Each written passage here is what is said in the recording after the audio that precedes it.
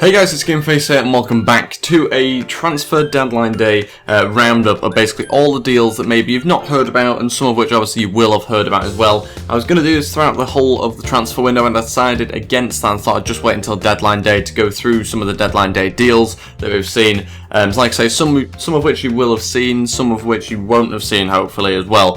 So before we get into things, if we could go ahead and hit 20 likes on this video, that'd be really appreciated. Also, if you haven't already, please go ahead and hit the subscribe button as well. That'd be absolutely fantastic. So to begin with, I thought I'd start with Jack Wilshere, one of the bigger names that also joined Bournemouth on loan during the deadline day window, and basically they're having to pay $5 million in wages to sign Jack Wilshere across the year, but they're still obviously getting Jack Wilshere, who's an incredible player, despite obviously his injuries and things like that he's had at Arsenal, but they are still having to pay $5 million in wages, which isn't too bad to have him for a year, I suppose, and that means Jack Wilshere should really get some game time if he stays fit, but a really interesting signing. That one's going to be such a strange one to see because I'm so used to seeing Jack Wilshere in an Arsenal top, and now he's going to be playing for Bournemouth, so a very bizarre one that, but Arsenal just randomly, with a few days left of the transfer window, wanted to loan him out, which seemed a little bit strange, but an interesting idea from Arsene Wenger there, and we'll see whether he does get much game time at Bournemouth. It might mean that he kicks Lewis Cook out of his position in the starting 11, so that'll be not very good for Lewis Cook, obviously former Leeds player. He might now start on the bench with Jack Wilshere coming into the side. Obviously depends on how many injuries Jack Wilshere gets throughout the season. On to the next deal, and that was for Sissoko. £30 million Tottenham ended up paying for him. There was a little bit of drama behind it because initially Everton was supposed to be signing him for $30 million, and then I think it was Sissoko or his agent didn't pick up the phone from Ronald Koeman, who was phoning to congratulate him on signing for Everton, and then Tottenham decided to match the $30 million because they were only willing to pay 25. So they matched the $30 million, and eventually he signed before 11 o'clock. So a really interesting one, that Sissoko deal. Could be an interesting player for Tottenham. Obviously we've seen glimpses at the Euros and a little bit with Newcastle as well of what he can do. Is he really a £30 million player? Let me know what you guys think in the comments below. Really interested to hear what you think. Do you think Sissoko's worth $30 million? Do you think he'll be a good player for Tottenham as well? And I'll be interested to see what you think about that one. Also, David Luiz coming back to Chelsea. $32 million he returned for. Again, another very bizarre signing that maybe we didn't quite expect. If you said that maybe a week ago, it would have been really strange. That one kind of happened over the last couple of days of the transfer window as well. £32 million. And he is the first defender to have a combined fee of over 100 million paid for him. So that's a fun little fact for you of transfer fees. Over 100 million pounds are being paid for David Luiz, which is quite incredible, really, given that some people argue he doesn't really defend very well. But an interesting player again for Chelsea, one that they've added to the squad. They're obviously looking for another centre back, and they've definitely found that in David Luiz. Also, Wilfred Bony moved to Stoke on loan, and that's a great chance obviously for Bony to play some more matches. He moved from Man City on loan, so it could be an interesting one again to see whether he can get into the team at Stoke. You would have thought he should do. There's obviously Juve that plays up front as well, and a couple of other players that they've got in the squad. So, you know, will he get much game time? You would have thought so. That's probably why they've signed him, but still quite a good player to have in the squad, whether he starts or comes off the bench and that sort of thing. So it'd be good to see Bony trying to score more goals again. Obviously didn't get much of a chance at Man City. The next player is Slimani, I think is how you pronounce it, Slimani, something like that. 25 to £30 million was paid for him to go to Leicester City.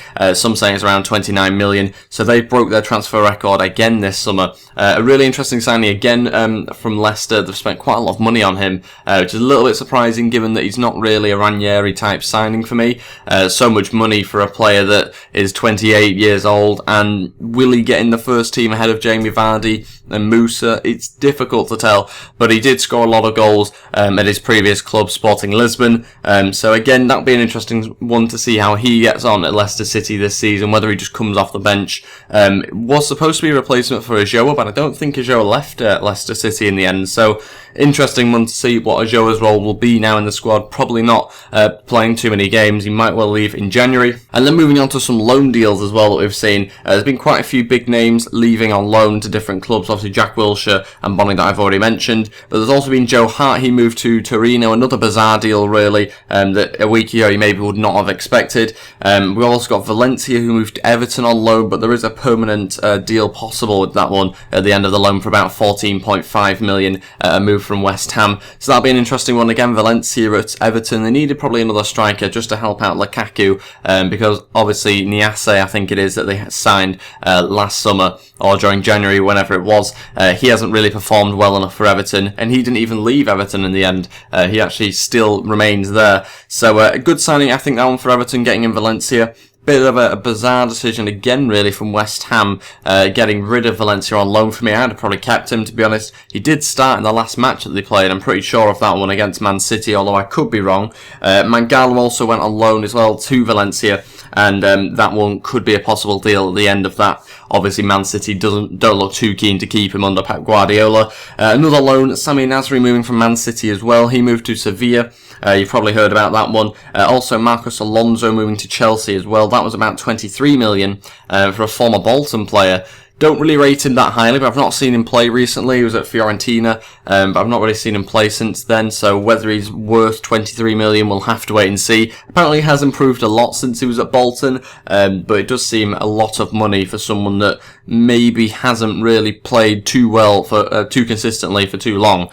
So we'll wait and see how he gets on at Chelsea. They've kind of splashed the cash a lot on transfer deadline day in particular. Mario Balotelli also joined Nice for free as well, so that's a bit of a strange one. He's obviously had to go to a club that maybe aren't quite as prestigious as the ones he's been at, but that's because he's not really performed and played that well at recent clubs. And we've got Arbeloa, who's moved to West Ham. Very interesting deal. That one was a free for them if I had to go play at right back, so that probably means that Sam Byram might be out of the team now if Arbeloa starts in front of him. So that means that Lewis Cook, former Leeds player, is probably out the team at Bournemouth, and Sam Byram, a former Leeds player, is probably out the team at West Ham now. So it could be a good one to help develop Sam Byram at right back, but I don't know. I think Arbeloa will probably start in front of him. Former Real Madrid player, obviously a lot of experience, winning a lot of things with Spain as well. So good signing, I think, that one for West Ham. Again, let me know your thoughts about all these deals in the comments below. Who do you wish your club had signed, and who are you happy that your club have signed, and that sort of thing. Also moving on, we've got Lambert, Ricky Lambert, who moved to Cardiff on a 2-year deal. A little bit of a surprise, that one. He's moved to the Championship, and that will be interesting to see him play in the Championship again, but for Cardiff this time round. And O'Kane, I couldn't not include him, really. O'Kane has moved to Leeds on a 2-year deal from Bournemouth. An interesting signing, undisclosed fee. It's thought to be around $500,000, $1 million, something like that. It won't be too much, I wouldn't have thought, from Bournemouth there. But O'Kane, a decent signing, someone that's played a few Premier League games, obviously played a lot in the Championship as well. So he's probably got quite a lot of experience for the Championship. Didn't quite play for Ireland last night. It was an unused sub in the end, I believe. But could he be a good signing for Leeds? Let me know again in the comments below. I'll be interested to see how he gets on, probably alongside Bridcut in the Leeds team.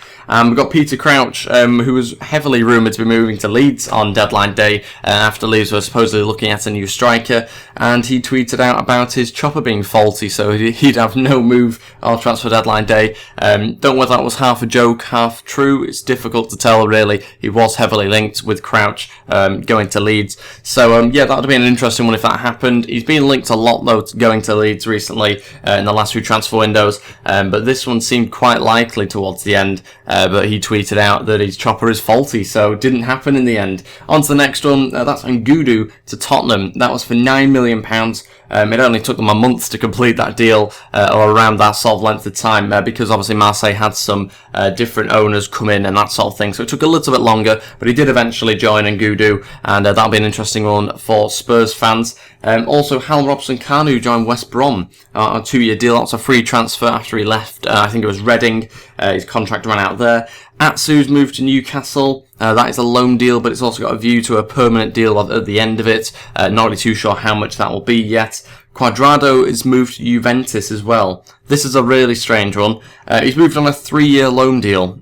3-year loan deal. Incredible, really, from Chelsea. So basically, Juventus are going to be paying €5 million for the loan, and then they'll pay an extra €20 million for a permanent deal at the end of the 3 years. But they have to buy him if he meets certain criteria, or they have an option to buy him if he doesn't meet that criteria within the 3 years, basically. Just seems very strange. It seems like Juventus probably couldn't afford to sign him straight on, so they've just got him on a 3-year loan deal. Don't really see too many of those around, but yes, an interesting signing there for Juventus. And that pretty much concludes this transfer deadline day roundup that I've given you guys. Hopefully you enjoyed it. Hopefully you found out about a couple of signings that maybe you didn't hear of. Obviously, there would have been many in there that you probably had heard of if you watched Transfer Deadline Day. So yes, that is everything for me today. No Leeds Career Mode episode today. It will be the next episode tomorrow, so apologies about that. But obviously they take a lot of time to get out as well. So that is it for today. Thank you all for watching. If we could go ahead and hit 20 likes on this video, that'd be really appreciated. Also, if you haven't already, please go ahead and hit the subscribe button as well. That'd be absolutely fantastic. And yeah, I'll see you tomorrow. Thank you for watching, and goodbye.